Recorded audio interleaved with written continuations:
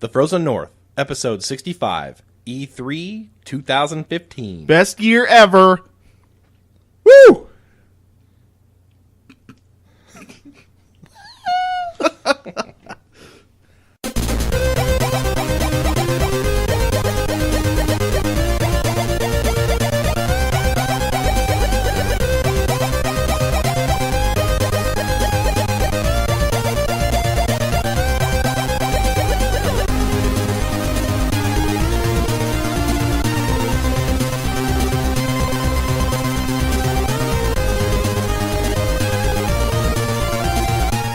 Hello and welcome to episode number 65 of the Frozen North Gaming Podcast. We are so excited to be talking about E3 2015 today.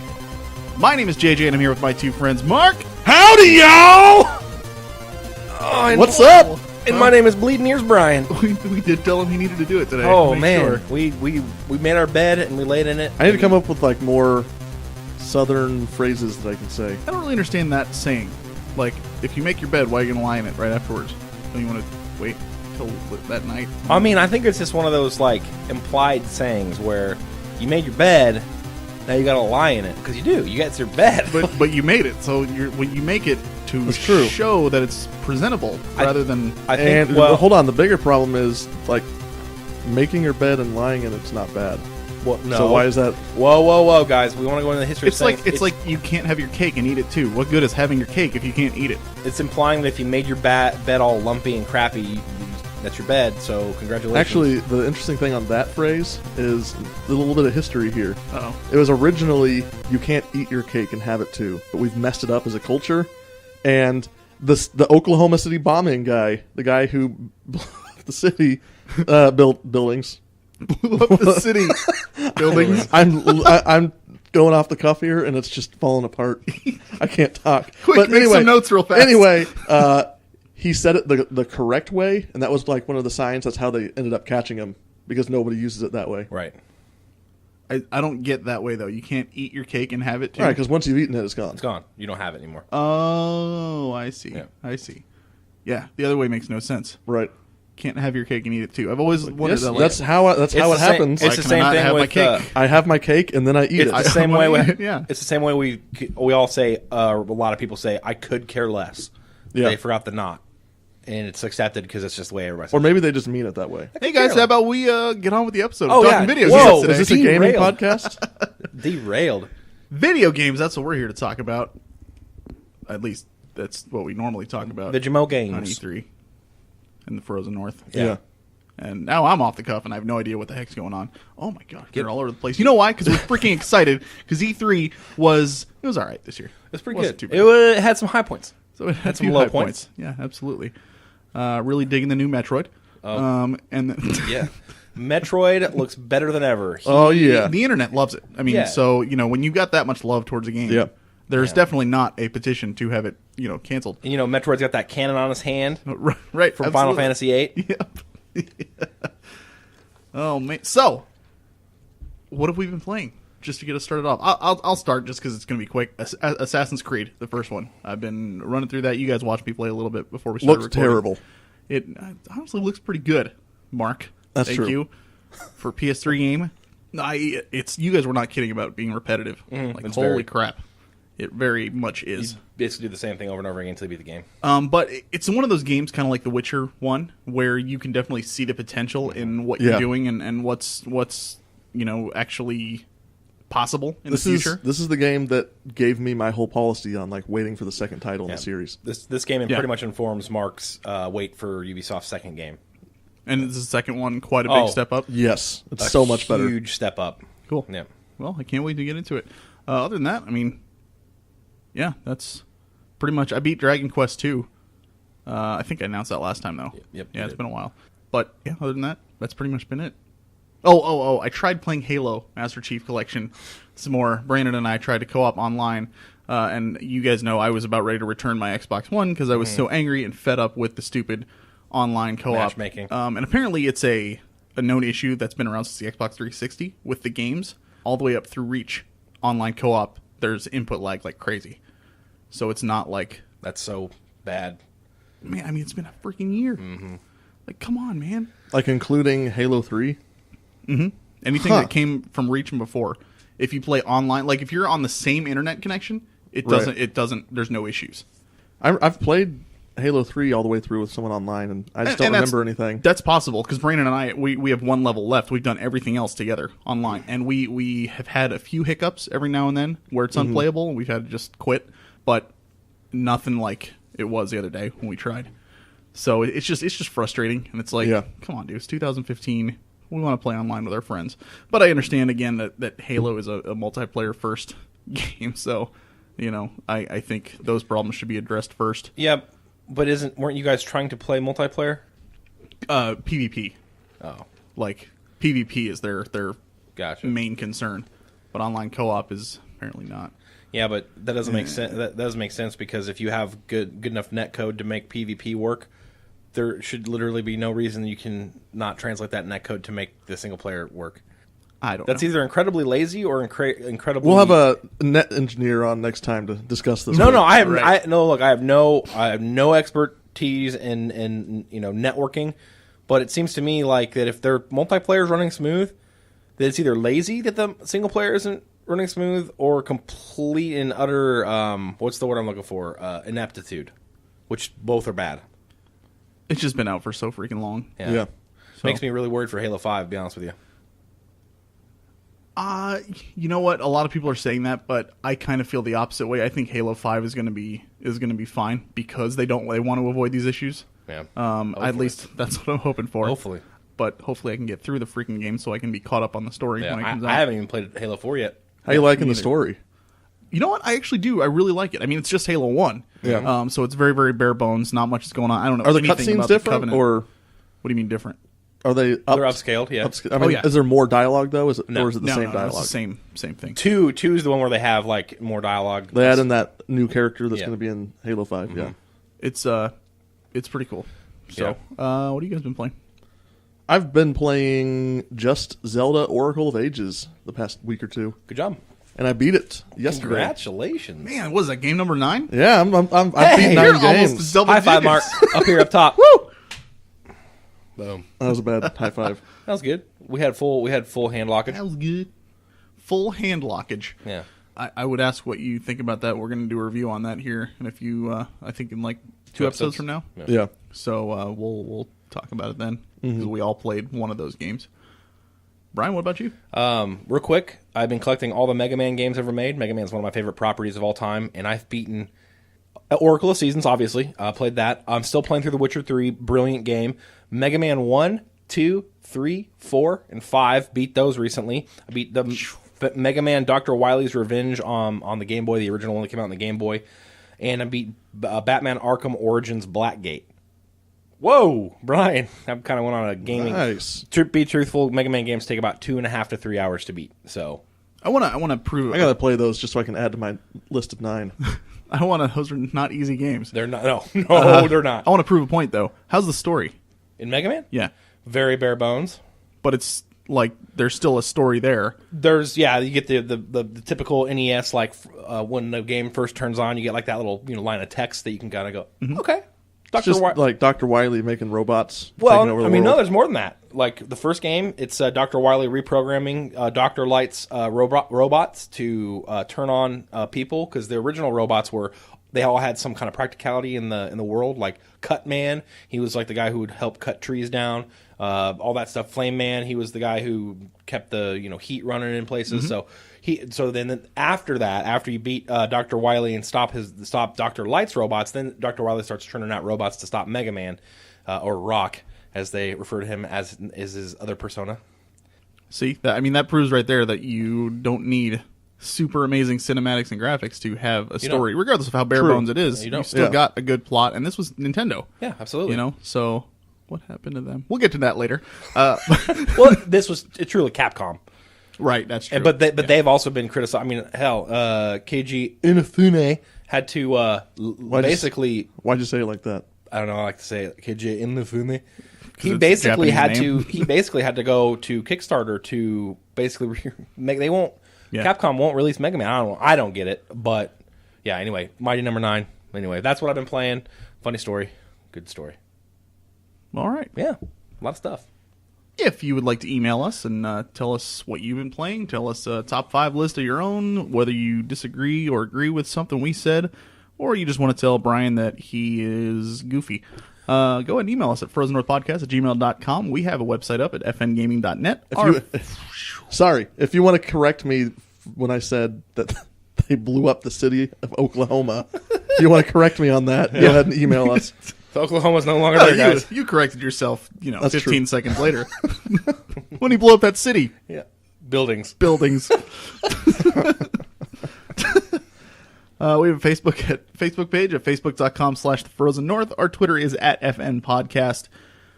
Our blog is at frozennorthpodcast.blogspot.com. And, of course, we are on iTunes, where we would appreciate your subscription and ratings. Please hop over there and just give us a like. You can also walk over there. Nope. You have to hop. There's platforms. You don't have a choice. And they Mark. It's a little mini game to. Mark, if you ever play the Mega Man games, if you ever play them, get ready for timing jump with blocks that disappear and reappear. Can I play them on the 3DS? No, you can't. Virtual console? I don't think they're all on there. I think most of the original Mega Mans are. Yeah. But, Mark, if you really want value for your buck, if you have a PS2, just buy the Anniversary Edition on Amazon for like $12. You got 10 games. Get the one for GameCube. Yeah. It's like 80. You can literally buy the Mega Man X Legacy Collection and the Mega Man Anniversary Collection on Amazon Prime for $24 total, and you get like 30 games. You guys actually know somebody who has it on the GameCube, the expensive one. Who is it? Oh, me. That's right. That's right. Hey, is I keep saying I'm going to take pictures of my collection and put it on my Twitter. And I just never do. Command Mission, Mega Man X Command Mission is one of the games I still got to collect. Is that only on the GameCube? I don't know. God, you got to know this stuff. I don't know. I honestly do not know. Okay, fair enough. Okay. We want to do a quick plug. Brian and I actually had the chance to go to another gaming center that opened up out here in Kansas City recently, called Nova Star Gaming. Another gaming center that we need and want, and it's awesome to have places like this. Brian and I actually had the chance to go out there and meet the owners and talk to them a little bit and hang out. I mean, first off, you walk into the place and it's like candy, right? Like what did the first thing I walked in, I was like, oh my gosh, it's like Christmas. I know, all these toys. Yep. It was like they got the 2 big screens in the back with couches and the PS4s and the Wii U and stuff hooked up to the TVs and there's just wall to wall computers. I think it's like 26 stations at least. Yeah. It was. I mean, there wasn't an empty spot. Yep. It was just totally filled up. Yep. And we got the chance to hang out and like I said, talk to them and play a few games. Brian played Mortal Kombat. The game is brutal. Holy moly! And it looks. Here's the thing: having a gaming center, you want to have like the games run well. Played Mortal Kombat on one of their systems. They actually built their own systems, so they're custom built. PCMR, I'll understand. Anyway, game played Mortal Kombat 10 to test the system. Runs smooth, looks great, and do not let your kids play Mortal Kombat 10. Right. Oh my god. Yeah. That was it was pretty insane. It was brutal. And then of course, if I'm in front of a PC, especially at a LAN center, I can't leave without playing a little bit of Counter-Strike. And I will admit I played bots, but I played against the hardest difficulty possible. Expert bots. We'll bots. throw that, and I was rocking face. So, But one of the things that really stands out is they are powered by Google Fiber. Yep. Which, freaking Google Fiber, man. It's like online, runs flawlessly. It's great. They're planning on running like a bunch of tournaments and doing that kind of stuff. Basically what you would think out of a LAN center. Well, and the good thing with Google Fiber is you can't stretch the bandwidth. Well, you can, but it would be incredibly difficult to show any slowdown, which is fantastic for a LAN center. Yep. Because as you know, stretching that bandwidth, everybody's speeds compress as the bandwidth stretches. So with Google Fiber, you don't have to worry about that. Yeah, definitely. But they're going to be doing tournaments with like League of Legends, shooters, obviously. Like Brian was playing Mortal Kombat, they're going to have fighting tournaments, and there's plenty of room to do that for sure. It's a cool little place. Honestly, like you walk in, and I when we were talking to them, that was the first thing I said. I was like, you guys just get people to walk in this door, and if they're a gamer, they'll be like, oh, sweet. So it's a really cool place. Go check them out if you haven't. They have a website at novastargaming.com. Their Facebook is at facebook.com/novastargaming. and their Twitter is at Novastar Gaming. Yeah, and their pricing is affordable too, very affordable. You got a couple reasonable. bucks. You want to blow an hour or two over there? You're gonna save. Like, what's funny is their pricing scale. You look at it, and you'll spend less money. Like, you remember going to an arcade, right? Remember when the arcade started to get smart and the games cost like 4, 5, 6, 7 tokens? Yep. Yeah. So you're spending for 30 minutes, you're spending like $12 because you're going through there. It's true. For a gaming center like this to have top of the line games, for you pay a fee for like an hour or two, you're gonna pay way less money than we did back as kids playing in the arcade. Yeah, definitely. So you got like a lunch break, or you want to go hang out over there for a day, like on a weekend. You and your buddies, they got great rigs. It's gonna be fantastic.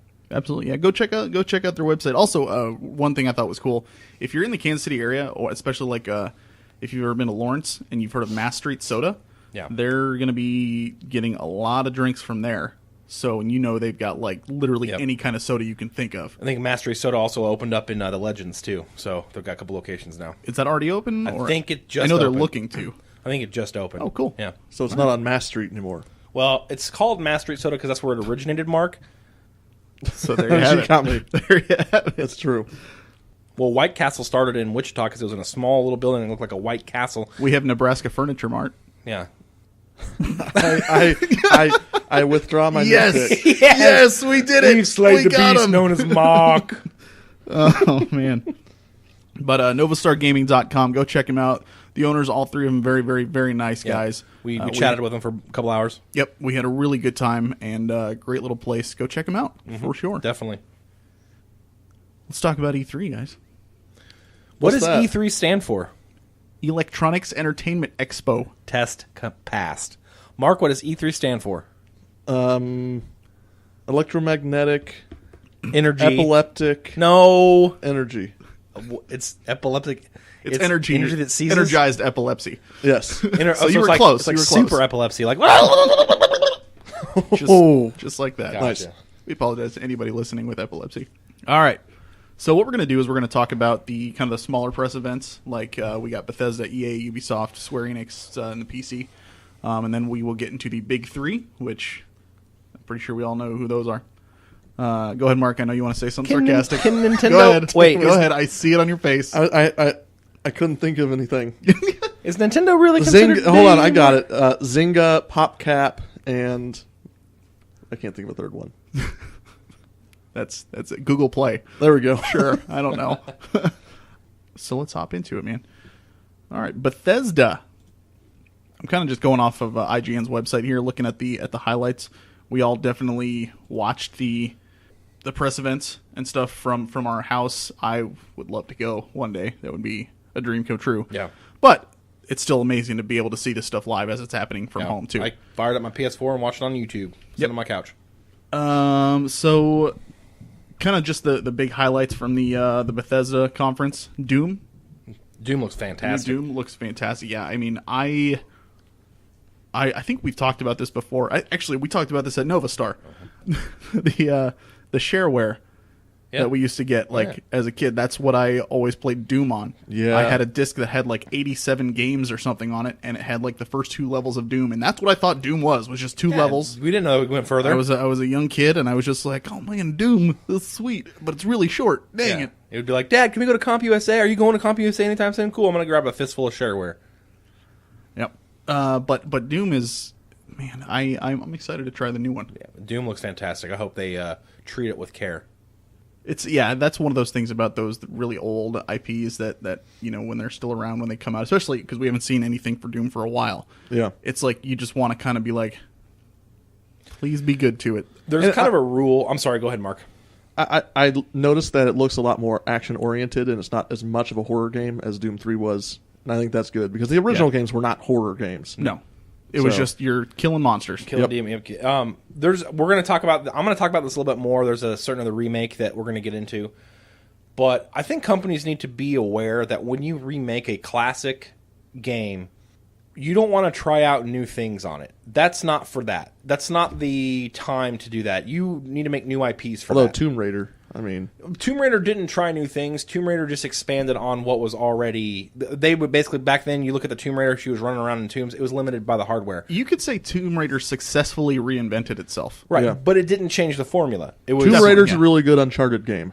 Yes, correct. Tomb Raider's Uncharted Light. But what I'm saying is, when you make a remake of a classic or a iconic franchise, you either need to expand on what they've already got. You don't want to just go off on a tangent and try new things. Like, let's make Doom horror, like you said, that the first one that came out. It won't track because it's your people have something in their mind already, so you have to think that way. Yep. We'll talk about that more.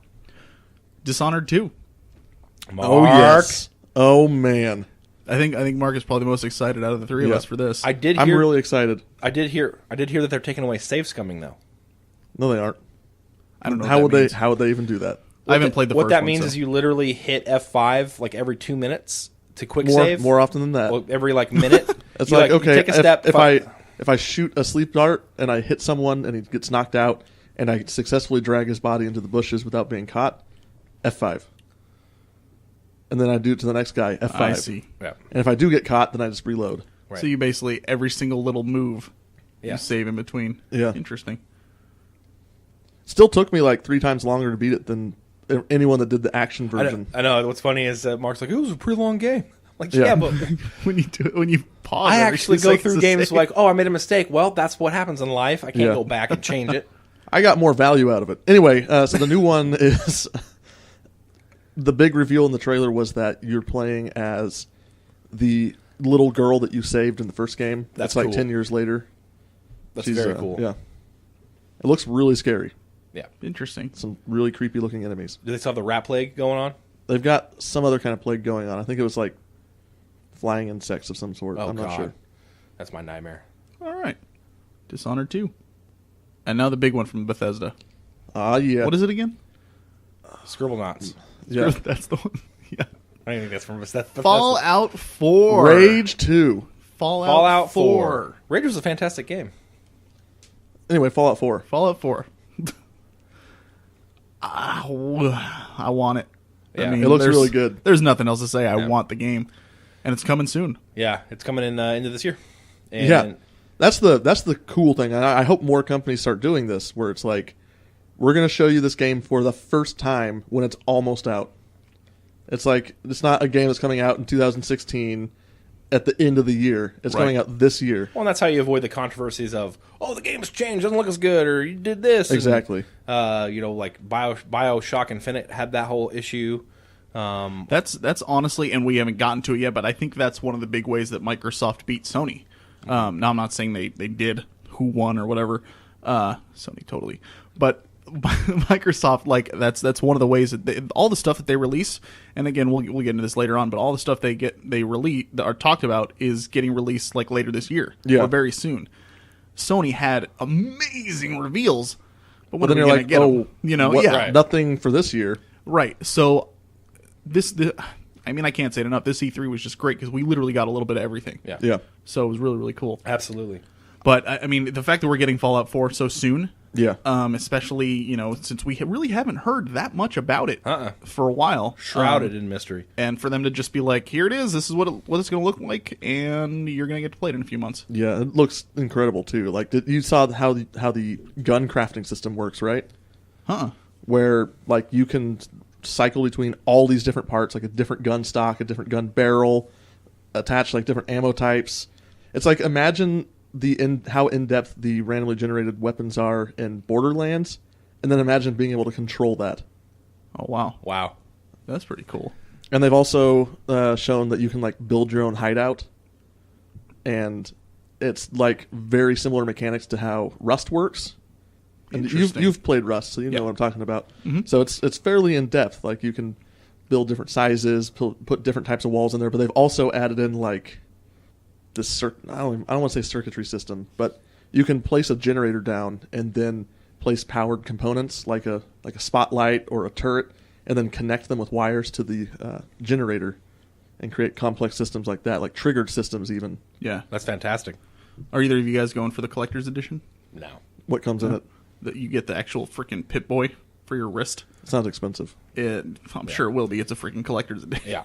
But it's I think it's sold out. Yeah, to be honest with you. Yeah, I think it's sold out really quick. But Brandon actually, I think He is secured getting it. one? I think so. Gotcha.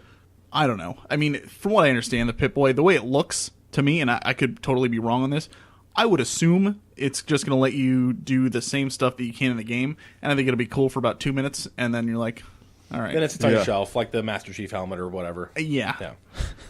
So I don't know. I mean, this you love that, right? It's not a Final Fantasy game, so I wouldn't buy a collector's edition. Right. So, or Tales game, I should say. Sure. I have too much stuff.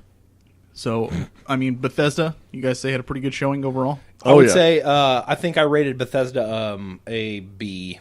It was a solid B. Yeah. And I They would might agree be with my that. favorite of the publisher E3 reveals. You would.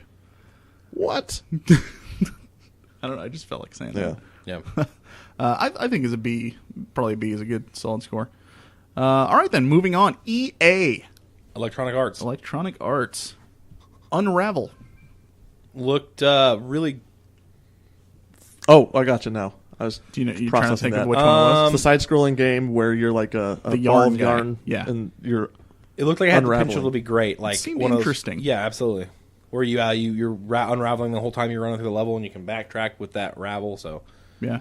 Backtrack with that ravel. backtrack with the ravel. It looked very indie game, but very good, very sharp, very crisp. Yeah, a lot of physics involved. Absolutely. I would imagine. So, seemed kind of interesting. We don't know that much about it though, but I Yeah. think it's definitely going to be something to watch. I think it'll be a kind of a mark game, to be honest. I think Yeah. it definitely will be. It's going to have like a creative ending It's where a story you about my unravel uncle. too much Yeah. and there's nothing left. It's a story about my uncle. That's a good game. I don't want to play it. It's short too.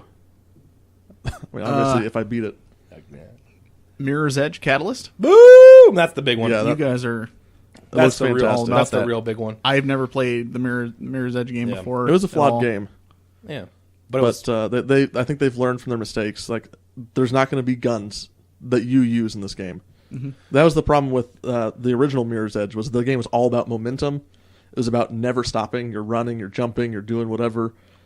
Even like the combat where you jump and kick them is all motion based. But then randomly, there's a point where you have to pick up a gun and shoot people, and then you stop moving, and that's antithetical to the yeah. whole idea Yeah. of the game. Interesting. 2 words, 4 syllables explains everything that you need to know about Mirror's Edge 2. Hardcore parkour. Hardcore parkour. Yes, it is 2 words, 4 syllables. I know. I literally He just was saw. counting. The wheels You know, are his turning. eyes just literally show me he's I trying was trying to see fact check. what you said exactly. 2 words, 4 syllables. 4 words, 2 syllables. No, That would be impressive if someone that could would do be that. impossible. It would be impossible. Yeah, that's an impossibility. All right. Honestly, it looks cool. It does. So we'll have to wait I'm and ready see. for it. That was probably their best show, their best like reveal. But I don't know. Mass Effect Andromeda didn't show much. Didn't show much. If they It's a had cop out. Yeah, if they had more, I would be. I mean, you know me, I'm Mr. Mass Effect, but you got to show me something. However, I am glad that they at least brought it up Yes, and said something about it because that lets you know it's still alive Right. and still working and all that stuff. and I'm okay with them not showing. I'm not mad that Absolutely. they didn't show it. They're still working on it. That's fine. You don't have to show every game, every E3. Just say, hey, True. we're still working on it. Here's some details. Exactly. Fine. I'm good with it. But yeah, it's not going to make my like meter move because It was I just didn't like see a anything. wasted 3 or 4 minutes. Correct. Because this guy's swiping through different planets, and Yeah. he went Yeah. to a planet. Right. Yep. But I think we're all excited to hear more info on that. Absolutely. For sure. And you know what? I'm really excited when it comes out because that'll be a game that the 3 of us can play together at the same time. Yep. At least, I hope. Mark, you're going to Yeah, just, look excited. You're just looking at me like... yeah, I'm gonna like, play it. Yeah, Mass Effect, whatever. Mark's tempered excitement is always. Ridiculous. You like the Citadel. You thought it was cool. The Citadel was cool. You're gonna rile me up. He's been sitting quietly this whole time. Citadel was cool. All right. Star Wars Battlefront. Yeah. Dude, I mean, I honestly, when I heard there wasn't going to be any space battles, I was a little bit disappointed. And when I heard there were only, I think, 4 planets, which I think, 2 or 3 maps each or Yep. something like that, I was a little bit disappointed as well. But when I saw the way it looked, It looks fantastic. unbelievable. Here's my reservations. First of all, it's EA, so don't buy it at launch. Let them. I know that's not going to happen, but don't be expecting some issues, and there are a couple of YouTubers who I follow who got backroom passes to play the level. I saw it too. Apparently, in this, like I said, they could change, but apparently the levels are very small. So flying is not very fun because you basically you fly, you strafe, you finish, and then you have to wait 30 seconds for you to turn around and go back into the battle. That's an issue, especially for a Star Wars game where flying is a big part of that universe.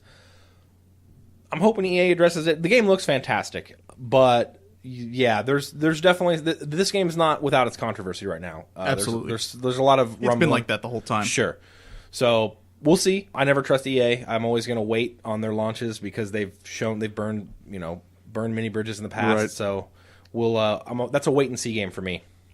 They definitely.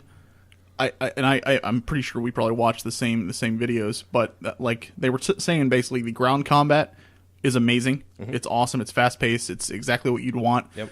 But then as soon as you get in any kind of vehicle, like the flying, the levels are so small it doesn't really have much effect. You make like one pass and then you've got to turn around already. Yep. Same with the vehicles. Apparently, it's on rails. Is what somebody had said. Yeah, that's like, just the AT-AT, not the other vehicles. But the AT-AT in the Hoth battle is on rails, meaning you can control its head where it shoots, but you can't control where it moves. It moves on a straight line towards the generator. I guess that's not. I mean, that's annoying, but at the same time, like, how fast would it really move, anyways? I find that it's pretty splitting hairs here to say the AT-AT is on rails. Oh my god. Where are you going to go anyway? Right. You have to go towards a generator. Yeah. And it's not very fast, so it's not like you can juke anything. So let's just calm down. Speculation. Yeah. That's all it is, so we'll just have to wait and see. Mm-hmm. Still definitely excited to play it, just because of the way it looked. Yeah. Like, oh my gosh. It seriously looks amazing. Yeah. Oh, yeah. Like, it doesn't... I mean, this is going to sound like an exaggeration, but some of the stuff in that didn't even look like a game. Like, some of the stormtroopers, the way they moved, looked like it was straight out of the movie. Yeah, it was fantastic. Yes, absolutely. And give DICE credit. I mean, where credit's due in EA, they can make a good-looking game. Yep, absolutely. We'll just see how much issues it's got at launch. So, EA press conference, what do you think overall? Again, they had a really good announcements. I would say they fell, I'd say B- for me. I'm on that too. Yeah, B-. I agree. They lost me a little bit with all the sports stuff, and they're... You know what, though?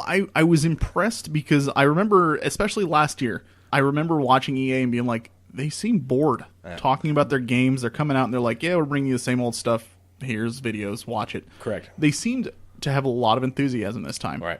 Which is really, really good to see in any press conference. But I was just impressed that they did it. They stepped it up from years past. Like I said, they were definitely above average, but not by much. They were B-. Right. Yeah. Yep. But again, it was EA, so it's not really our cup of tea for the most part, anyway. So, all right, next on the list. Ubisoft, man, this was probably my least favorite conference. See, this was my favorite of the others. Only because, and it's not really, it's going to be shallow, but their conference, like I first of all, I love Aisha Taylor. Mm-hmm. She's fantastic. Tyler, I think. Tyler, yeah, Aisha Tyler. She's fantastic, and I love that she's enthusiastic about games. But their conference, like Jason Derulo. Yeah, when that's just for the Just Dance. They always have something in there. Just awkward. A little bit, yeah. He was kind of like, I literally turned it off while it was just felt so cringy. I agree, but at the same time, I love the energy that they bring to their presentations. And you can really tell that Aisha's a gamer and she talks to gamers. So that's what's exciting is like they got somebody that's actually not just like a paid actor to go, hey, go be enthusiastic about these games. She actually really is genuinely excited. Yeah. So honestly, I thought they had a pretty good one. So let's go down the list on theirs. You bet. Let's go with Assassin's Creed Syndicate. Looks pretty interesting. It does. I mean, not, again, one of those, we don't know much about it other than it's going to be in London. This is one of those announcements that you were like, check, like if you're playing Ubisoft announcement bingo, a new Assassin's Creed, check. Like, okay, we got there. It looks good, but it looks like all the others. I mean, but it does seem like you're going to be playing as two different characters that play very differently. So that could be interesting. It would add a lot more variety to the game. Yeah, which, I mean, could definitely help, especially just playing the first And one. I will say this. I know a lot of people have problem with them churning out annual copies of Assassin's Creed, but my brother just played Assassin's Creed Unity, and he says the controls and the parkour and all that stuff they've never been better. So I actually like that Ubisoft is not fixing not trying to fix what's not broken, and continually expanding on it. So I actually like. Although no pirate ship, so Yeah, well, that feels like a downgrade to me because that was one of the best parts of Black Flag. That's what I want to get into really bad. Yep. For Honor. Do you guys remember this one? Was this the sword-based combat Yes. one? Yeah. Yeah, I thought it looked cool. It looked cool. Yeah. Well, it's interesting. I think it'd be interesting to just dive in, and I really hope, I don't remember him mentioning anything about it, but I hope there's like a single-player campaign mode or something, because it'd be cool just to take control of your guy and hop into this just large-scale medieval battle. I'm gonna be on the Vikings team. Yeah, right. Like you've got games like Dynasty Warriors and Hyrule Warriors and stuff, where yes, you are one man going in and fighting all these guys, but you are just this overpowered person who's doing one swing of your sword, taking out 40 guys. Yeah, it'd be cool to like be one man and feel like just one man in this, or woman. They need in this thing. For those of you who don't know, real quick synopsis of it: you play as 3 different factions. I think they showed like medieval London as samurai. And then Viking, so Nordic culture. 3 different war types. The fighting video, I'll be honest with you, seemed kind of bare bones. Like you're just kind of like in an arena, and there's really nothing. There's nothing going on around you. It doesn't really feel war. I'm sure they'll fix that. Hopefully they will. But good concept. Well, like the big draw of the game is just it's supposed to be very different from how other games play. Because you're not just like clicking A to swipe your sword. You're deciding how you want to swipe your sword. If you want to swing low, medium, or high. Sweet chariot. Jeez. But yeah, it'll be interesting to see more on the game. I don't think they didn't say anything about a release date. It's not coming anytime soon. But like Brian said, the concept I think is cool. It's a cool concept. So we'll have to wait and see. The Division. I mean, it's nothing new. We're just waiting for the stupid thing to come out. Yeah, at this point, and it's it doesn't even touch it doesn't even touch my needle at this point. It's just kind of like, yes, I know you're making. They are calling it an RPG though. Yes, which I thought was interesting because I don't remember them calling it that before. It's going to probably have a lot of Fallout similarities. That'd be my assumption. No, honestly, to me, I got major Destiny vibes. It looks very similar to Destiny. Yeah. Well, hopefully they do it better in Destiny. We'll have to wait and see. Mm-hmm.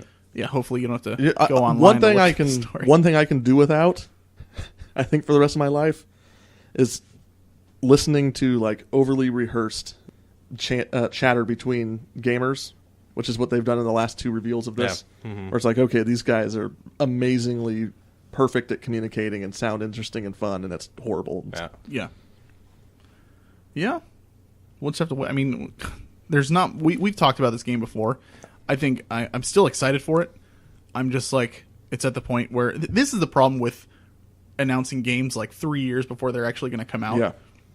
Yes, you lose gaining steam. interest. You're getting people to get excited for it and stuff. But at the same time, it's like you get to a point where it's like, okay, yeah, you're showing us more videos of the same stuff we know. Release it. Just come out with the stupid thing already. Exactly. And people are noticing it looks downgraded. It does. It does. Can we get past that? Because it's going to happen. Yeah, absolutely. It's the way it works. It's the way she goes. The way she goes, boys. Yep. And South Park, the fractured butthole. Probably that's probably the most anticipated game for me from Ubisoft. I love Stick of Truth. And a fractured butthole is great. It's 2 words, but hole, WHOLE. I don't have one of those, but I mean, you don't have a fractured butthole, right? No. There's no. We're not going to get into this. Boom. Yep. This is just rife with jokes. But damn, I'm so excited for another RPG from these guys.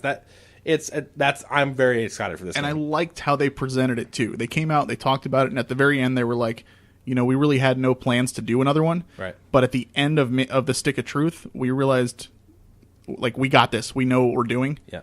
And you could tell they were kind of like feeling their way through all the way. And I think one of the biggest complaints is the combat system, and people they're gonna improve upon that. But they were like, now that we know what we're doing, this game's gonna be better.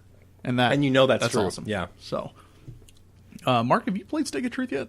I just purchased it in the Steam sale. Good job. I think you should give it a shot. I think you'd get a kick out of it. Oh man, it had me rolling on the floor laughing at some points. It's probably the funniest game I've ever played. Yeah. Nice. Yeah, it's hysterical Yeah. and really awkward at points. Oh god, the bedroom scene. Yep, we're not getting into that. That's all we're gonna say. Nope, leave that part had me laughing the hardest. Oh god. So Ubisoft overall, I honestly, for me, I would say B plus. That's like I said, they were my favorite of all the smaller ones. They were C. They pulled themselves out of a rut a little bit with a couple of good announcements, but Yeah. nothing really. I'd say B minus. Here's the problem: Assassin's Creed, whatever. We know you're doing an Assassin's Creed. The Division, please bring it out. We've seen it a million times. It's hype. We're good. Stick of Truth was great. And then some of the what was the other one we talked about? For Honor. Yeah, For Honor, good concept, but man, It just felt like going through the motions. yeah, honestly. C is about as high as I can give them, and that's I being could generous. understand that from like a content perspective. I kind of just I'm really really big into presentation, and I love the way they present, and so that's kind of why my score is a little bit higher. If they had a droll presentation, it'd have been a solid D for me. And I think I probably would have come down to like Yep. a C. Yeah, Yep. absolutely. So All right, Square Enix. a funny thing about this is they actually gave away a lot of their. We'll Yeah. talk about it in a minute, but they gave away a lot of their Steam. But I still thought it was a really good conference. Yeah. Yeah. Oh yeah. Was this the one where the dude came out with the moon on his head Yes. or whatever? it Oh was? my god. What the heck? It's a Japanese company. It's to be expected. Just don't That was even- the best. If you don't expect a guy to come out with a moon on his head during a Japanese conference, you're doing it wrong. And then they had one part where they had the Japanese guy talking and his translator next to him, and they had the microphone on for the Japanese guy, but not for the translator. Yep. It's like, why wouldn't you just switch that? I don't know. Okay, whatever. You know what? It's okay. Let's get into it. One that I'm really excited for: Star Ocean: Integrity and Faithlessness. What kind of title is that? It's a Japanese game. Come on, seriously? Are you Yes. surprised at this point? Still, It could Come on. have been called Star Come on. Ocean 5 Foam Streets, and we'd have been like, yeah, cool. Exactly. Yeah. With no Foam surprise. I want to play that. I have no doubt. Because you hear streets and you're like, oh, I got to direct traffic. Was that a burn? Yeah, it's It just sounded like sick burn. accurate. Is that a burn? It It's was a true. sick burn. I mean, you guys know that I'm a big Star Ocean fan. You guys have both played the third one. Oh, yeah. Whatever. But the way this one looked, it looks like first of all, they're not doing battle screens. Right. They are just, you see guys on the field and you run and fight them. They're doing away with 3-person party, which is awesome. They're having 6 people, I think I Yeah, saw, that's all awesome. out there fighting on the field at the same time. It looks action-packed, too. yeah, That's what I absolutely. like to hear. 6 freaking party members running around. That's how every fighting game should stuff. be. And that's the power of that's the power of current gen. I don't think Brian gets it. Oh. He's talking Suikoden again. Oh, well, yeah, the Suikoden had the perfect amount of party members, just way too many characters. 108's way too many. You know it's a great divisible number by 6? 32. Just give you 32 characters. No way. Anyways, I'm just I mean it just looked really really cool, and I really really hope they do a little bit more on the actual Star Ocean part of it, and like give me some more space stuff. I mean I love fantasy, but I've always felt like Star Ocean was never enough of a mix between the two. Yeah. It always felt a little bit too much fantasy rather than fantasy and fantasy. sci-fi together. And I have to correct myself. I meant 36, not 32. I'm an idiot. 36 is fine. divisible Is that by why you 6. brought your phone up? Or you Yeah, doing I was math? like, no, I literally was like, that doesn't sound right. That doesn't sound right. Oh my god, oh my god, oh my god. It's 36. No, and we didn't question you. we didn't. We 36. would have just let you go. 32 divided by 6 is like 5.333 repeating, so we don't want that many characters. Oh man. So, but I am super excited for Star Ocean. I mean, It really, the Star Ocean more than anything else made me excited for where JRPGs can go in the current gen. yeah. Right. I was like, oh, okay, cool. This isn't just turn-based battles, or however you said, battle screen. They're actually making something like look good and Yeah. action-packed, and it's a JRPG, so we're gonna get a crazy monster at the end. Well, let's be fair. I'm sure there'll be plenty of crazy monsters before them too. Very Come true. on. Okay, touche. 4D space. All right. Yep. So, Kingdom Hearts 3. They showed some gameplay. Woo, Man, woo. I'm excited. Mark's not. It looks good. No, honestly, like it doesn't look terrible like the first one. No, First one's not terrible, Mark.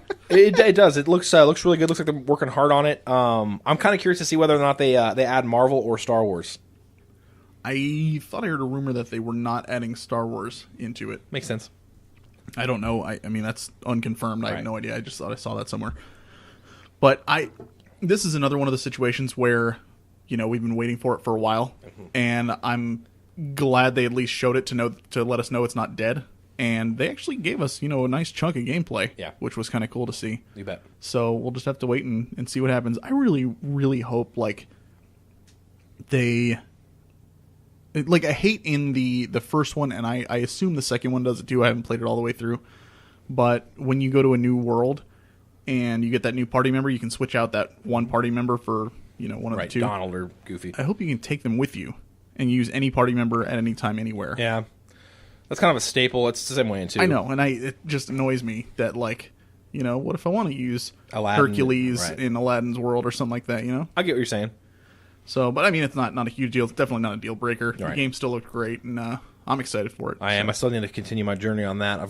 I'm on the last game of the first 1.5 remake, so I just need to move on and get. Did you 100% it? Did you perfect it? I got the secret ending, Mark. Either one of you guys Hitman fans? Yes, actually, I like the old Hitman. No, played I one. hate the old Hitmans. The old Hitmans are god. I played through the original Hitman and Hitman 2 recently. I'm glad gaming's where it's at now. It's a complete trial and error. Yeah, I had to literally use a guide for every mission because I don't. It's really hard. If you don't like replaying things, JJ, don't play Hitman without a guide because it's literally trial and error.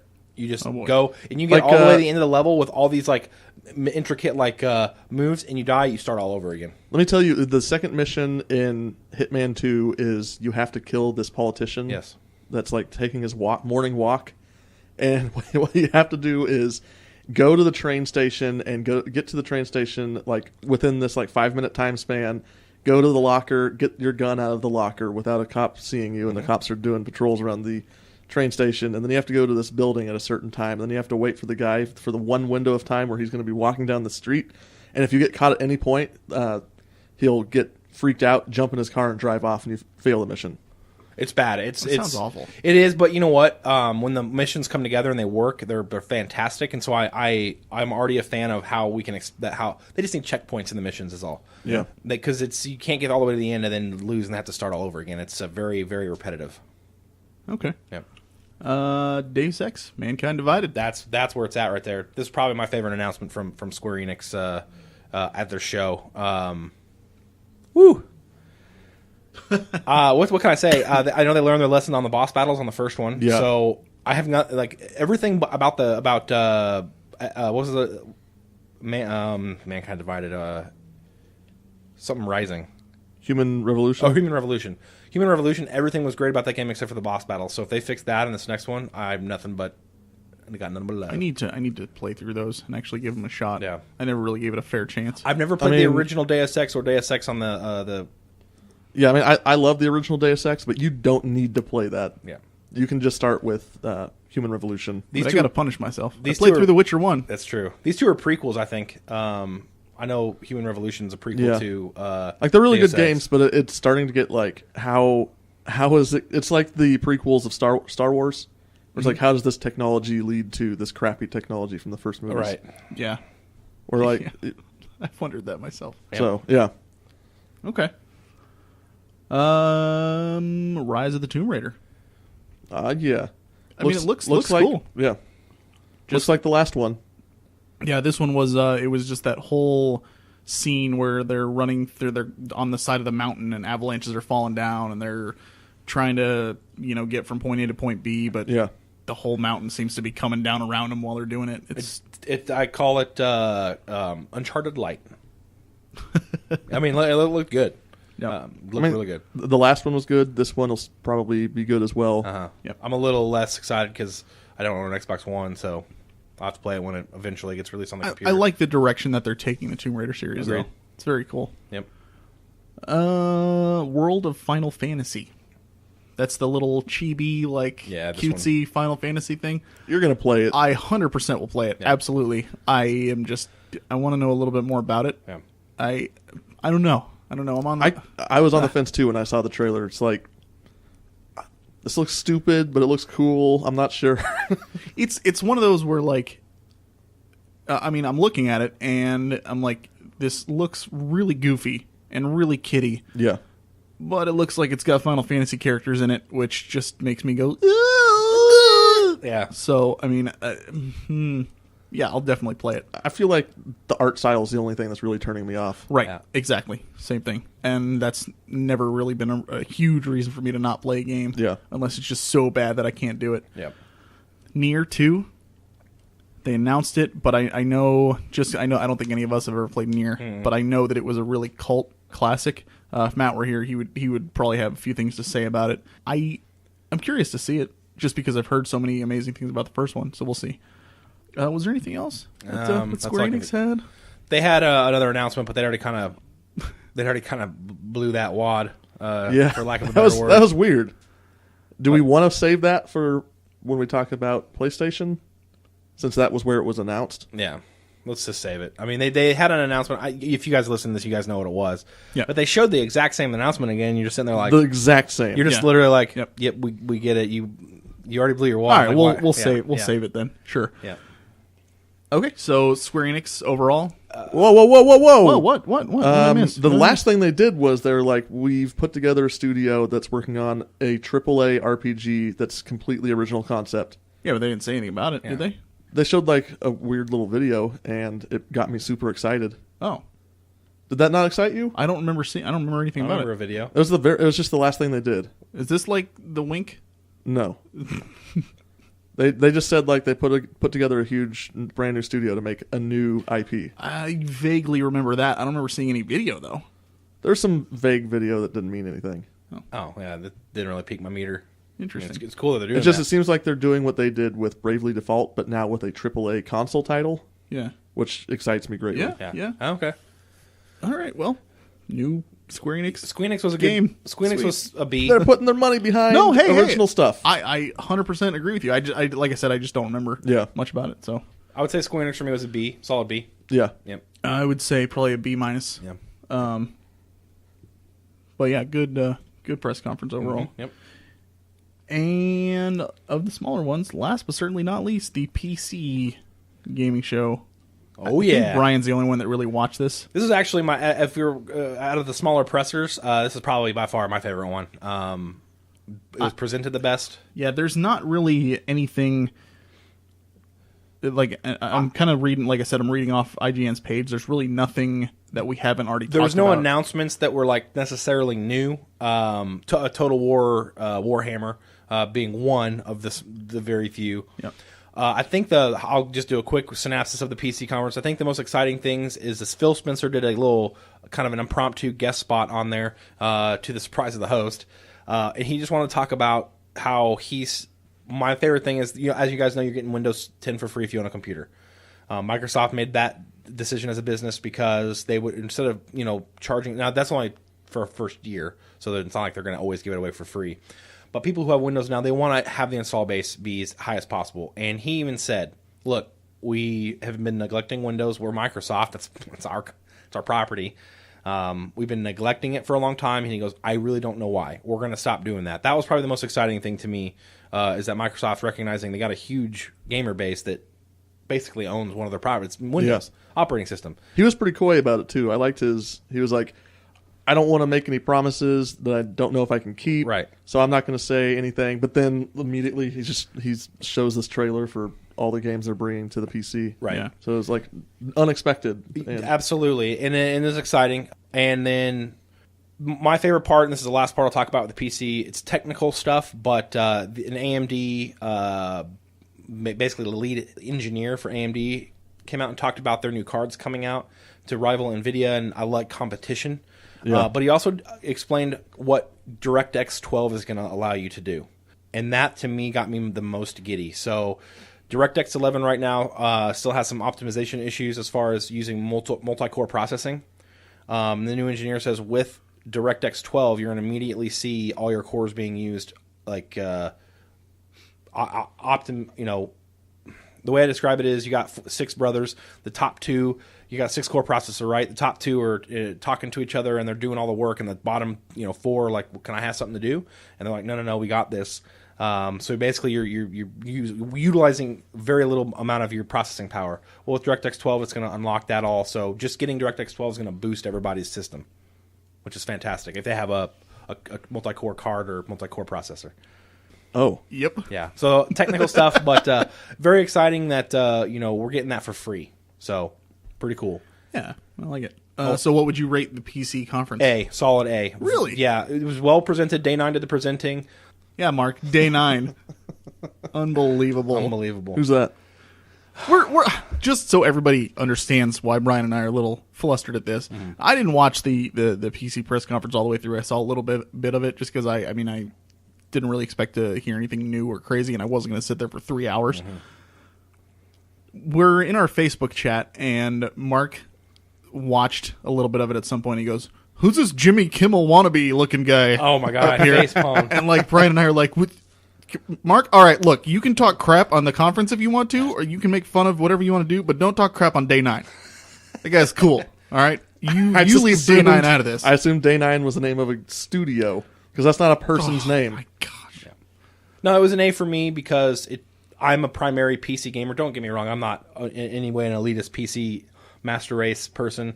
I play on the PlayStation 4, but I primarily play on the PC because it can give me the most power, and the conference really spoke to me as a PC gamer. It really kind of made me feel like, all right, maybe PC gaming So is you growing. felt some PCMR pride? I felt some pride that PC is not an afterthought, and then Warner Brothers pulled their antics recently, and then I felt like, well, maybe I'm wrong. I'm telling you, though, I'm calling it now. Well, I called it a while ago, but I'm calling it more now. Calling it more now. All these people. This is the first year we've seen a PC press conference. I guarantee you in the next few years we're going to see a mobile gaming press conference at E3. Guarantee it. I love the slippery slope. Yeah. If we let... Never mind. I'm not going to get Nope, political. we're not doing that. I was about to make an analogy. Don't do it. Don't do it. I'm just saying it's going to happen. Probably. And honestly, it's not even that bad of a thing. It's just kind of like...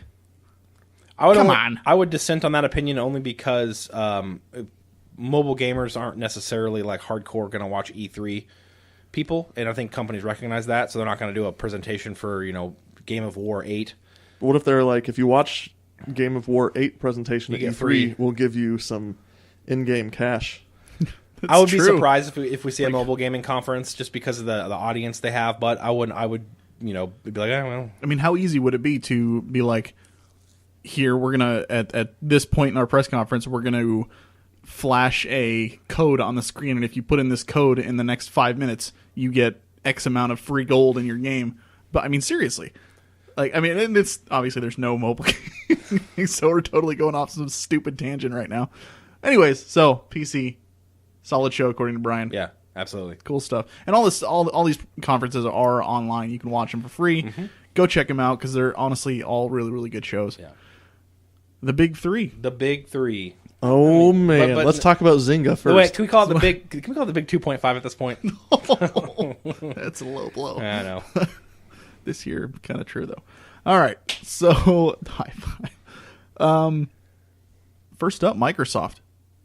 I remember when they first went on, and like, I was like, all right, I got to take my lunch right now, and I was sitting in my car on my cell phone watching this thing, and we were all talking. Yeah, on the Facebook chat while we were watching it and stuff like that. Going, oh, did you just see that? Oh my gosh! Oh, they just announced blah, blah, blah, going crazy and stuff, and it was cool. I thought they took it when I saw it, but foolish of me to think that at that point when there's still 2 more conferences. Well, to go, you knew they were going to but- beat. You knew they were going to beat Nintendo. But it's like they did really good. They didn't make They any absolutely They didn't did. make any mistakes. Right. However, the thing is though, I really, really, again, like I said before, I think I loved what Sony presented, but I think I liked how Microsoft gave us stuff that's tangible, something that's going to be coming soon.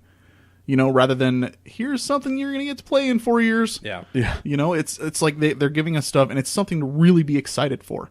I absolutely loved their press conference. I thought they did a phenomenal job. Let's go down the list. We're gonna we'll skip over the ones that we already talked about, obviously, but. We'll stick with exclusives and stuff. Right. Yeah. Gears of 4. Gears of 4? Gears. Gears of War. That's what we're calling it from now on. Though. We could have Gears of called it War. Gears of War 4. I've never played a Gears of War game, but looks really cool. It does. Yeah, absolutely. And I really appreciated that they showed a non-action scene, because we know they're going to get the action right, because they always do. Yep. But they're showing that there's going to be more to it than just shooting Yeah. constantly. There's going to be exploring and some intrigue, which is something that I think that game really needs. Definitely. Yeah, absolutely. It kind of got stale. Rare Replay, which obviously not like a story-focused game or anything we would normally talk about, but Yeah. I want to bring it up just because it sounds so exciting to me. Banjo-Kazooie, Blast Corps, all these old classic games that they're going to have on there. Looks super cool. Battletoads is on there. Oh, God. I'm just excited. I'm going to be picking that up for sure. Yeah, Recore. You guys remember this one? vaguely. This is the one with the girl with her dog. That's right. And was it a girl Oh, or a guy? yeah. I thought it was a girl. I think it was a girl. The main character with their dog, a robot dog, and it's got the core like in the center of its body, and they're fighting other monster robot things with cores in their bodies and stuff. And go check out the trailer for it because it does a better job explaining it than I'm doing. It's But being put together by, I want to say Keiji Inafune, but I don't. It's not being put together by KG. Yes, it is. Is it really? from his Yeah. studio. From his studio. But is he the makers of Metroid Prime? Yeah, the pedigree is what has me I excited about forgot this he. game. I forgot he moved to that studio. Yep, and it is a girl. Okay. Well, now I'm really excited. I did not know that Yeah, that was his studio. That's What's the quite studio? the pedigree. People from Absolutely. Metroid Prime and Keiji Inafune. Yeah. So we got Inafune. Metroid and Mega Man, pretty much. and then Halo 5 Guardians. Yes. I am super excited for it. I think it looked great.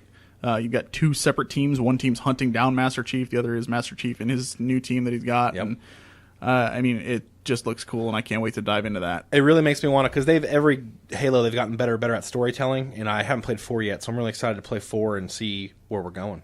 And then there were two announcements also that they had. One was a controller with buttons that you could switch around and put them wherever you want to, which sounds awesome, but it's $130 apparently.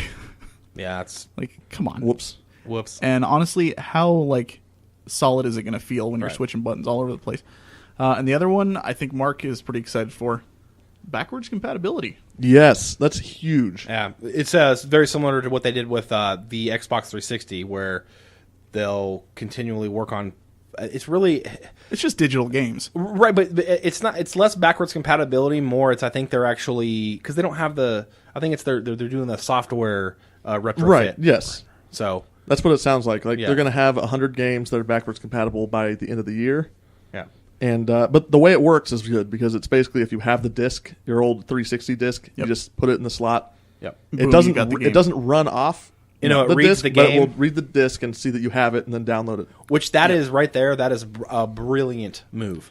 And that, Right, that right there shuts down PlayStation Now, in my opinion. Yeah, that's a absolutely brilliant move. And actually, I hope Sony looks at that and goes, "Oh crap, we can do that too." Yeah. Because that, what's funny is it's a so backwards compatibility. It's not a hardware. They're not putting the guts in the Xbox 360 or the Xbox One to run those games. They're literally making the games. They're retrofitting the software, right? And that's a brilliant move, because, oh, wait, we can just continually retrofit these games. And that just means that not all games ever will be backwards compatible. Yeah. But their big ones will, and that's the one that I think that's the ones that people care about. Yep. And being able to put the disc in and say, oh, here's the game you have, boom, here's the game, go play it. That's fantastic. That's probably Microsoft's best announcement. Yeah, I agree. So overall, Microsoft, I mean, B. I would say A minus. Yeah. They showed some HoloLens stuff, Oh yeah, I'm really not interested in it. and they made some announcements about VR as well. What'd they say? I don't know what it means, but they said they're in partnership with Valve VR or Steam VR, whatever it's called, and also just another mention of Oculus Rift Yep. running on the PC, playing Yeah, Xbox One games. there wasn't as much VR stuff as I would have liked to Yeah. have seen, at least from what we got to see at home. I'm sure they had floor demos and that kind of stuff, Yeah. but there wasn't as much as I would have liked to have seen from home. I was hoping for some pricing and that kind of stuff, and we didn't get any of that. Yeah. I think it's still a little bit too in development at this point. I agree. I think you're right. But I'd give them a solid A minus. I thought they Yeah. did a great job. B plus for me. The last thing they go ahead, go ahead. that's all. B plus right around there. Yeah, I'd give it a B plus or an A minus. I'm right on that edge. Yep. The last thing they said was Like, they acknowledged we didn't talk about Crackdown. We didn't talk about... no, I'm drawing a blank here. Alan Wake? Not Alan Wake. Oh. It's from that studio, Quantum Break. Quantum Break. And a few other games. And they said those games are going to be at Gamescom. Cool. Okay. All right, moving on. Great job, though, Microsoft. They did. Phenomenal. They're starting to Phenomenal understand job. their brand, and they're starting to understand. They're starting, I think, getting Phil Spencer and their help. They're starting to realize that if you run a game company like a blood-sucking business, you're going to be in a bad way. Yeah. If you run it like you are a gamer and you like games, so you're going to have a great. What was they say? What did they say? The best way to sell a game and to make money is to make a damn good game. Don't just put a bunch of microtransactions there. If you just make a good game, I'm mad about this because companies are starting to not remember that. Oh, you know what sells games? Good games sell good games. You don't need to put in a bunch of microtransactions. If you make a good game, you're going to sell the game. So stop being stupid. And Microsoft is starting to understand that that's the way to do it. And they also focused on reality. It was just 100% it was like 90%, here's what's coming out this year. Yeah. You're going to be playing these games before the end of the year. Yeah. Definitely. Yep. So next on the list, we got Nintendo. Or should I say, next on the list, we got Nintendo. There were some good things to look forward to. Yeah. We got a Xenoblade Chronicles release date, Yep. which is always cool. I'm even more excited for that now that I know that it is coming officially, year. and Yeah. it'll be here this year. Legend of Zelda Triforce Heroes. They did so much 3DS stuff, and You can tell. And I'm just going to say this right now. Nintendo is shelving the Wii U. I'm sorry, Wii U owners. It was blatantly obvious that they're not going to ever admit it. They really messed up on the Wii U. And I think they're already making their new one. So if you want a Wii U, I know that sucks. They're done with it. They're going to kind of keep it at a low roar to keep people from rioting. But this conference literally showed me that they're definitely done with the Wii U. It's gotta hurt. Yeah. I mean, people are up in arms about Microsoft abandoning Kinect. Yeah. This is an entire console. yeah. And they're abandoning it. And there were rumors before this conference that they were thinking about pushing that Zelda back into the NX, just not developing it for the Wii U. And they had a huge, massive backlash for that. People were literally about to riot. Oh, yeah. And so then they're like, okay, we're going to come out with the Zelda. My theory is that they're going to push it back and do kind of a dual release for the NX and the Wii U. Like they did with Twilight Princess. Exactly. Yep. And as soon as you said that, I was like, I could think see you're that. probably right. But you are right. Their 3DS is their powerhouse, and they definitely focused on that. I think it's fine that they focused on it, but it's just disappointing because I still have my Wii U, and I still would like more for it. Yeah. What can you do? I think honestly they're probably making the right move by still being like, you know what, this is where our strength is right now. I agree. We should focus on this. But at the same time, as a Wii U owner, it's kind of like, Yep. But the Triforce Heroes look kind of cool. Multiplayer Zelda, another one of those. For the 4-player, I think it's 3. Oh, is I think it it's really? only 3. Weird. Yeah. But it's it seems like it'd be kind of cool. Absolutely. We might have to throw down on that one. You bet. When it comes out. You guys see the new Metroid game? Man. Metroid fans are pissed. Oh man, I like that's that I like that they call it Metroid Prime, because Prime really is a mature, dark series, and all of a sudden, GB. It's like competitive sports Yeah. with Metroid. Oh, it's bad over on our Metroid on Reddit. There's a lot. They're on suicide watch. But name one Nintendo fan that. What is Nintendo? What marquee Nintendo property other than Mario has Nintendo focused on and released? It's always been like that. Yeah. They sit on this gold mine of like their most powerful properties ever. And they just don't do anything with them. They just don't. Yep. They don't care. And the problem is that if they just had a phenomenal system to back it up, Yeah. they could capitalize on a lot of that stuff. Splatoon sold 1 million copies worldwide. And considering the Wii U's only sold, I think 10 million worldwide or something like that, that's a tenth of their, That's insane. Nintendo's just wholly out of touch right now. Might be 5 million that they sold worldwide. That's just my whole opinion. Nintendo is completely out of touch with their brand and who they are, and they just got to find it again. Yeah, it's unfortunate. Yeah, And have some new ideas. they don't even need Not the even new ideas. necessarily new They just ideas. They to- need third-party support. Yeah, that's true. Yeah. All they have are the things that they are like cashing in on over and over and over again. Right. And it's like, do I want to buy a new system just for more of the same stuff over and over and over again? Right. It's like, I not really. I would like to see some new characters, some new series from them. Right. Because they have some great minds over there. oh yeah, absolutely. Yeah. Well, I mean, we'll see. We'll see what happens. And there really wasn't too much other stuff. They did announce before E3. I wanted to bring this up. Earthbound Beginnings is the first game in the Mother series, the Earthbound series. I haven't got a chance to play it yet, but it is on the eShop, and I mean, this was a complete blindside. This was a great announcment. I think originally it only came out in Japan, right? Yep, Japan. never released over here. Japan. Other than like fan translations and stuff. But I can't wait for that. I'm kind of happy that they did that. Hopefully they'll do it with the other one that's missing now too. Yep. And then if they have enough success, maybe they'll come out with something Hopefully, new. and then Star Fox. Star Fox. Yep. I'm still excited for the game. Yeah. But you and I were talking about it, and it something just about does it. not look like that much of an upgrade. It's good as Xenoblade Chronicles X looks. That's kind of where I'm like, why Right. can't you make Star Fox look like that? Nintendo, like, Yep. it captured. Somebody said it best. It was this. I'm not taking credit for this. Somebody said the game has captured the look and feel of Nintendo 64 almost too much. Like it looks too much like Nintendo 64. Graphics and everything. It needs a serious facelift to come out in this day and age. Yeah, Yeah. I agree wholeheartedly. And again, we haven't had a chance to play it. I've heard good things from people who have actually played the game, but just from what I saw, it really did not look like much of an upgrade. It didn't impress. That's all I'm saying. But I'll still. Well, I'll you still weren't definitely impressed pick it by up. the robotic duck? Oh, the chicken duck thing that you Yeah. run around on? Nah, I mean, at least they have the tank still. I was mortified that was the only ground version of the thing. So I was like, no.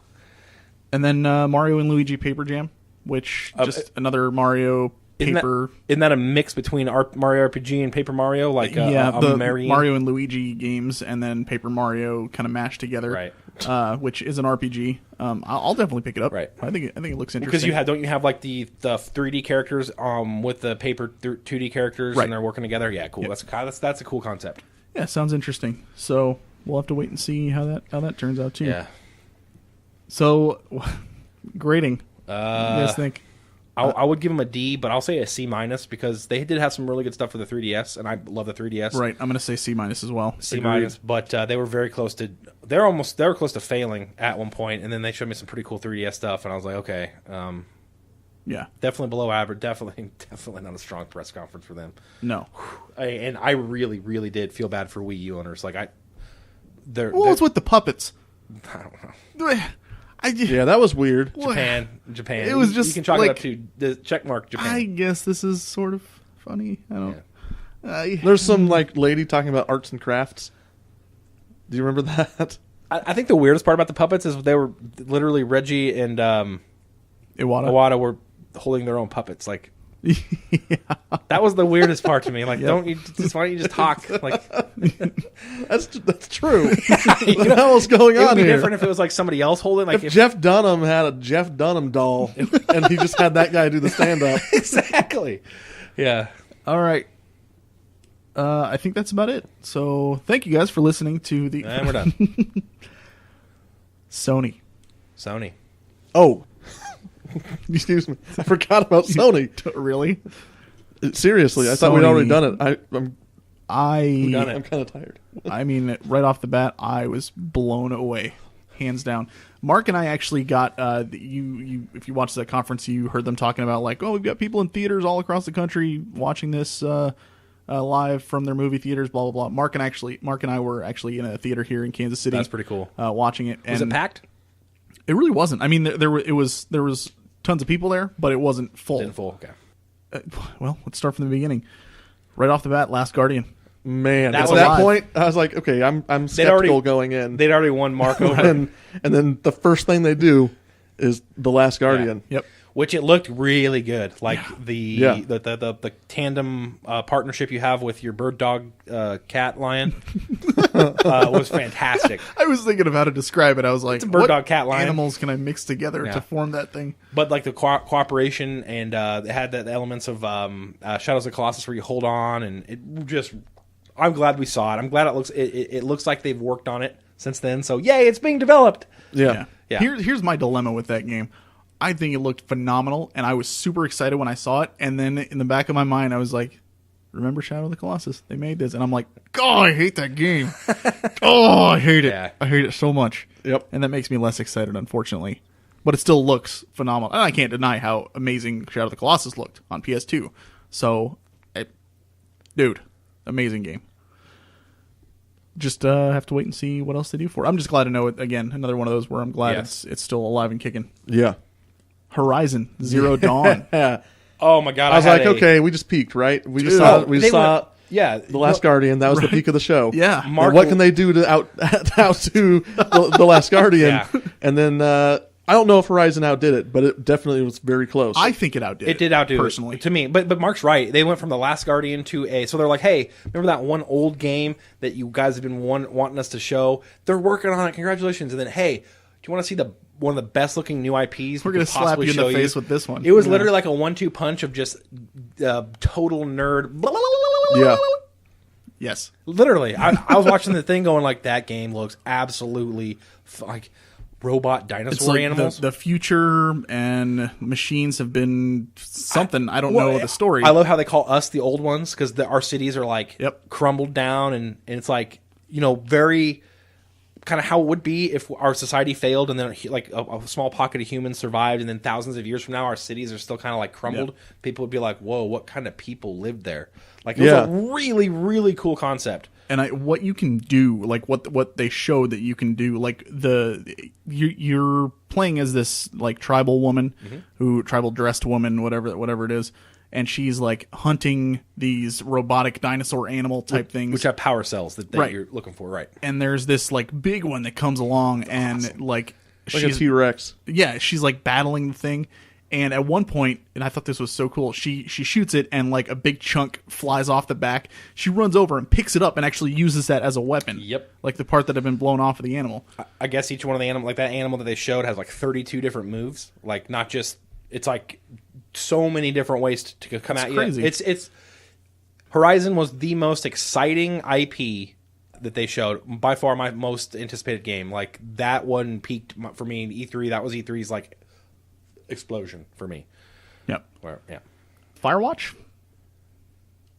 Yep. I mean, it sounded that's the one with he's on like a mountainside talking to someone on a radio. Yeah. Kind of. Yeah, it looks good. I think it sounds interesting. It'll be kind of an interesting story to follow. I didn't have enough to really get excited. It looked great. I don't know if I'd pay $60 to play this game. No, right. But if it was like the price $30. of a Walking Dead game. Yeah, $30. Yeah, Easy. 20, $30. Mm-hmm. Yeah. I would. Yeah, it sounded interesting. It seems like you're this like park ranger or something like that, and you're kind of walking around just kind of surveying the area, and funny dialogue. You've got this funny lady who's kind of giving you banter back and forth in your ear with radio communication and stuff, and all of a sudden some stuff starts happening, and you got to figure out this mystery of what's going on and blah blah blah. She's like, "Where are you?" Interesting. And he says where he is, and she's like, "So you're not at the lighthouse?" Then who is? Yeah, Yeah, that's how it ends. Really cool. But yeah, I thought it seemed interesting. Shenmue 3. I don't think any of us have ever played Shenmue. No, we had it for the Dreamcast. Yeah. Was it Shenmue 1 or 2? 1. Whatever. We had the one for the Dreamcast. I think that was 1.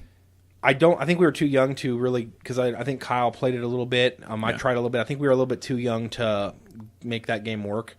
Either way, you can't deny how big of an It's impact. got a huge following. Yeah. And the Kickstarter was done in like a day. Or like an hour. Yeah, all I had to do was announce it. Ridiculous. So I'll be honest, I don't really, that's not, okay, how am I going to say this? I don't really give Sony, that was a weird announcement. It was like, Shenmue 3, go support them on Kickstarter. Yeah, so we just went and grabbed this guy off the street, and we're going to have him tell you about his project. I don't think it had a place on the Sony press conference. I thought that was out of place. Well, Sony's doing their marketing and advertising. That's why. Right, but it seemed weird that they were like showing all these blockbuster games, and it was like Shenmue 3, and everybody's like, oh. is on Kickstarter. Go support it. Like, But it's going to be a PS4 game. right. I get that. It didn't feel like a Sony announcement more than just like, hey, we'll throw you some charity here. No, I agree. Yeah. I agree.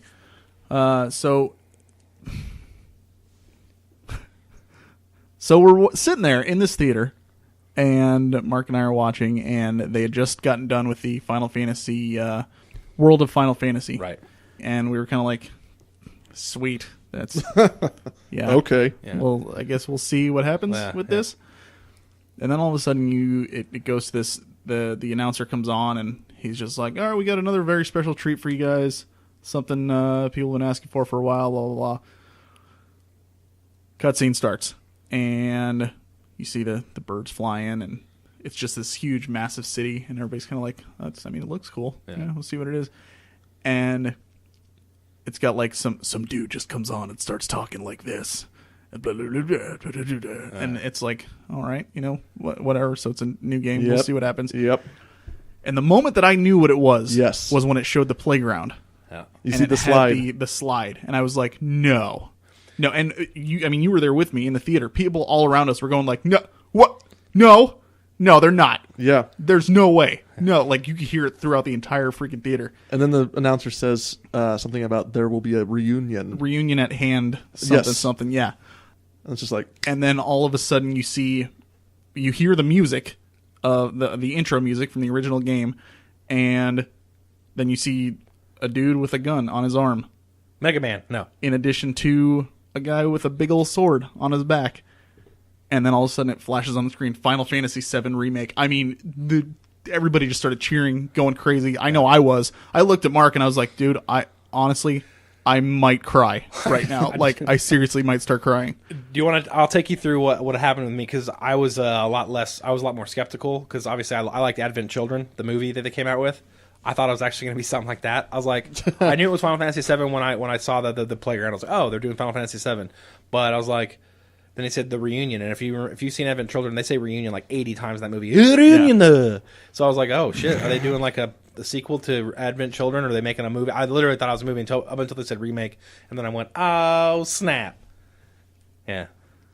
I mean, I was blown away, as everybody else was. They have videos online. You can go That online was the and point. watch reactions. yeah, the point where I'm like, okay, they just showed me The Last Guardian. There's no way they can outdo this. Right. Yep. Yes, they can. And how they got Square Enix to they might have had to shovel them some money, but how they got Square Enix to announce on their press conference, that was a Yeah. big coup. Because it did not say exclusive. It just said coming No, to PlayStation and 4 it's not, first. It's at the time exclusive. It's not. It's coming to Xbox One will have it too. But the fact that they we don't know that. well, It could. I mean, because all the other games have been, well, not the 13 and stuff, yeah, but no, it'll lately be it's multi-plat. been PlayStation and PC. Yeah. So But we'll see. But yeah, anyway, it was how they got Square Enix to announce on their press conference was a big coup for them because it really bolstered their repertoire. And the crowd was cheering like crazy. And the guy had to like stop because he was laughing. He was like, "Yeah, I knew that was going to happen." He knew the power. And then a day later, of course, everybody's flipping Freaking out out. about what they're going to do and what they're going to change it. And it's like, guys, hold on, let's just enjoy the moment for a minute. they're my whole. I would say this to the crowd: they're remaking it for you, so be grateful. Period. Like they're going to do it, so Yeah. you can either have them not do it. And I'm one of the biggest Final Fantasy fans that Right. you will find out there. But I mean, and I'm not going to lie, I have my worries. Mm-hmm. I'm not a big fan of Nomura and the way that he directs. He's the one that did 13. yeah. I'm just... It's one of those where, yes, I will 100% play it. I'll buy the, $700 collector's special, Right. 200 Comes with a edition, life-size Buster Sword. whatever. Right. I absolutely. But at the same time, like, I'm just worried about what they're going to change because he's flat out already said the battle system is dated. We're going to change that. And I'm like, oh, do not. You're like, do make not it touch this. Terrible. Like, please. If it were up to me, I would love to just see updated graphics, fill in the plot holes, maybe add in some new references or something like that. Maybe a couple of side quests or whatever. But don't change anything else. But at the same time, I think they're right when they say, well, Final Fantasy VII is already out. If you want the original, go play the original. And that's my whole issue with the rage over it. It's like, hey, you can either have them remake it or not. You're going to get a remake, right? So let's be happy about the remake. And if you don't like it, they have the original. They're not scrubbing the original from existence. Yeah. You know, so I get the fear of it, but here's your choice. They remake it or they don't. But this is another one of those situations, like you said before. Yeah. This is not the time to experiment. No, This and is I not agree. the time to try new things. I agree. If they want this to succeed, they can do whatever they want with it. Like fans of Final Fantasy VII are going to have to come to the grips that this is their property. They're going to do with it whatever, not what you want, but what they want. Yep. But my word of caution to Square Enix is a game like this, just like Doom. It's not a time to try and reinvent everything because there's a reason that game was popular, and if you change it, you're probably going to fail at that. So I would caution them that, but they're going to do whatever they want, and people are going to have to realize that they're going to do what they want with the series, where they want with the series. And if you don't like it, play the original. I mean, let's not jump to all these conclusions and start freaking out now because that seems really whiny. Yeah, agreed. Yeah. Yep. But still, I'm a just big glad they're announcement. doing it. I'm Absolutely. still on cloud nine about that. It's amazing. It's amazing. Yeah. So, and it was just a huge, just kick to the junk when they did it. It was like, what? So Uncharted 4. Oh yeah. This is probably my second favorite announcement. I'm not in love with Uncharted, but the end of that whole sequence was fantastic. You like the beginning too. Oh, that's true. The beginning was the best part. So there's a running theory. So they had technical difficulties at the beginning where the controller wouldn't work, and so you had this you're getting ready. There's it was a good 30 seconds of awkwardness of just the. Mark was sitting next to me, just going, "This is amazing. This is going to be my number one." Yeah, because it was so awkward. However, there is a running theory that they did that. So here's people that haven't played Uncharted before probably don't realize the game's really cinematic. Even the gameplay is, and so after the little hitch, the demo went off without a hitch. Right? It was just like absolutely felt scripted, right? So there was this theory that they faked the issue, so like they actually programmed that in so that it looked like it was live footage. That's a tinfoil hat theory. I'm Occam's razor.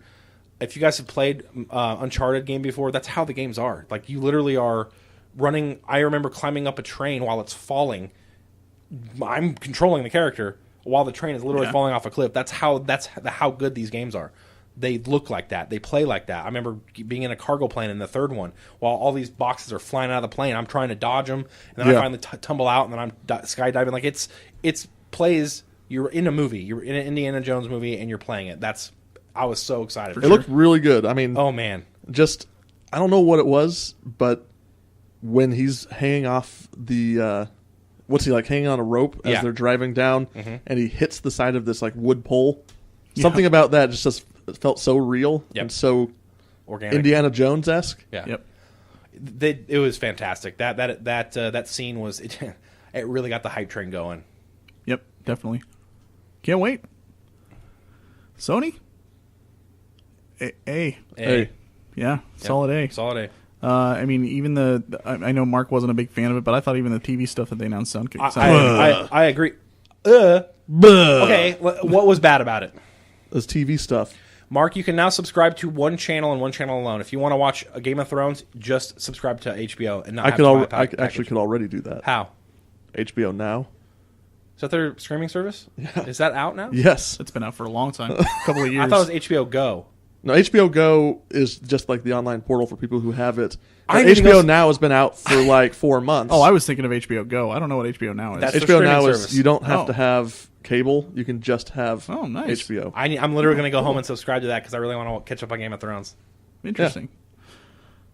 Yeah. Awesome. So yeah, Sony. I mean, this whole E3 was phenomenal. It brought back the wow factor. I like I said, I don't think everybody talks about who won and stuff like that. Right. And yes, I would say Sony probably got me the most excited.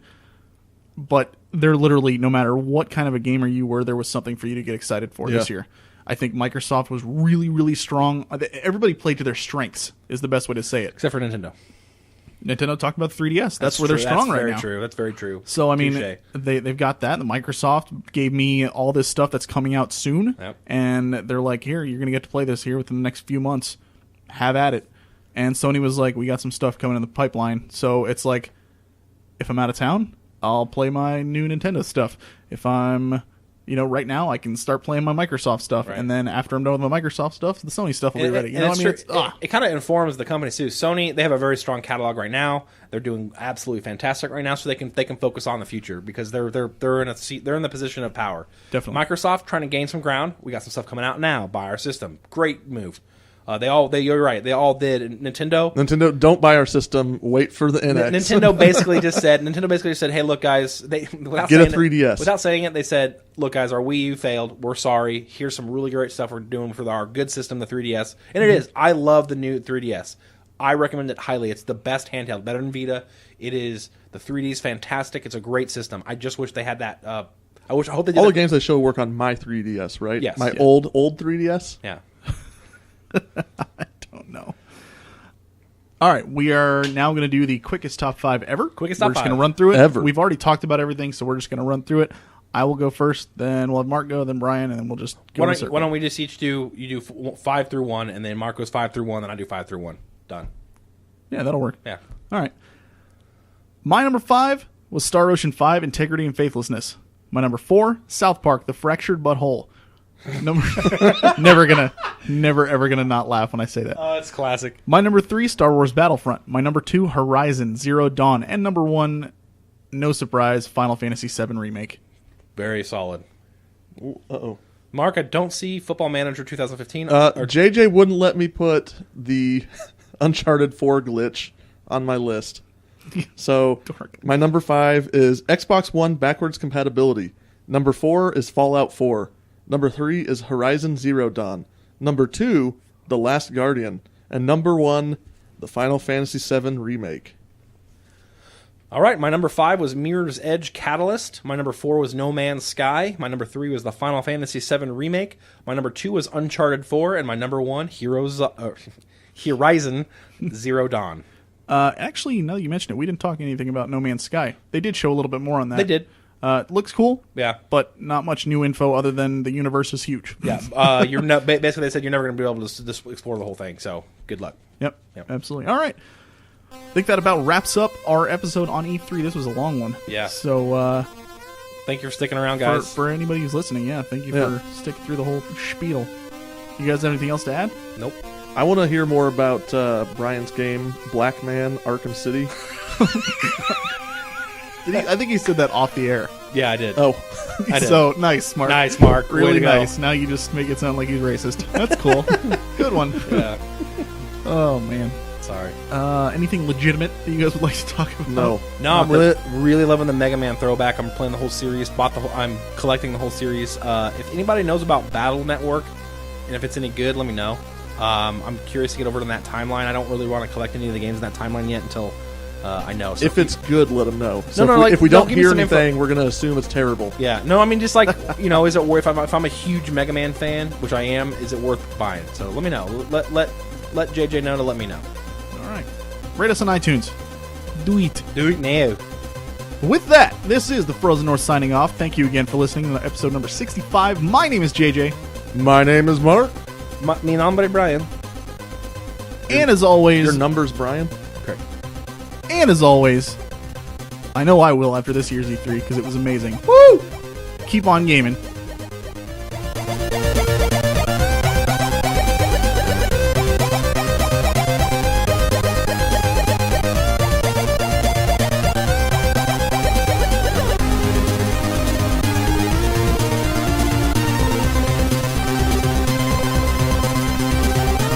Our theme song was made available through the Creative Commons Attribution license by Ziphoid. The song title is Radical Fanfare.